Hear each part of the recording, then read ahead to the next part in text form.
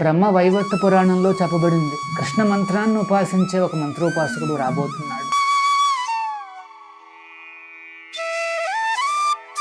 5,000 సంవత్సరాల క్రితము ఆ దేవాది దేవుడు భగవంతుడు ఆ శ్రీకృష్ణుడు తన లీలల్ని పూర్తి చేసుకుని వెనుతిరగడానికి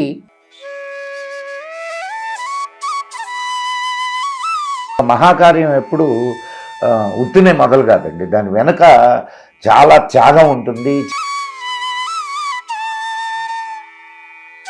2000 వరకు కూడా నేను హిందువునే అని చెప్పుకోవడానికి సిగ్గుపడేటటువంటి వాళ్ళు. ప్రభుపాదుల వారు ఇంకా తన గురువు గారు చెప్పిన ఆ వాక్యం ఉంది, దాని మీద ఫోకస్ చేయడం మొదలుపెట్టారు. ఏమని?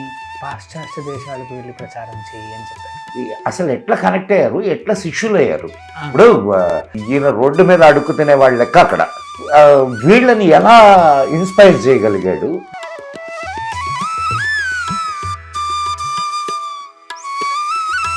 ఆయన లోవర్ ఈస్ట్ సైడ్ అనేసి న్యూయార్క్ సిటీలో, అంటే మనం బస్తీ అంటాం కదా, అలాంటి ఒక బస్తీలో ఒక చిన్న రూమ్ని తీసుకున్నారు. ఆల్రెడీ ఆ రూమ్లో ఒక యంగ్ మ్యాన్ అమెరికన్ ఎవరో ఉన్నారు. వాడు రోజు మాదక పదార్థాలు తీసుకునే వ్యక్తి.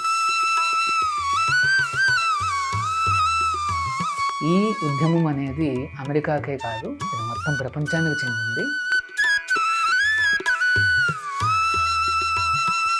మన దేవస్థానం ఎక్కడైతే ఉందో 10 మైళ్ళ దూరంలో ఎవరూ కూడా ఆకలిగా పోకూడదు అని ఆదేశించారు. ప్రతిరోజు 23 లక్షల మందికి మేము భోజనాలు అందిస్తాం.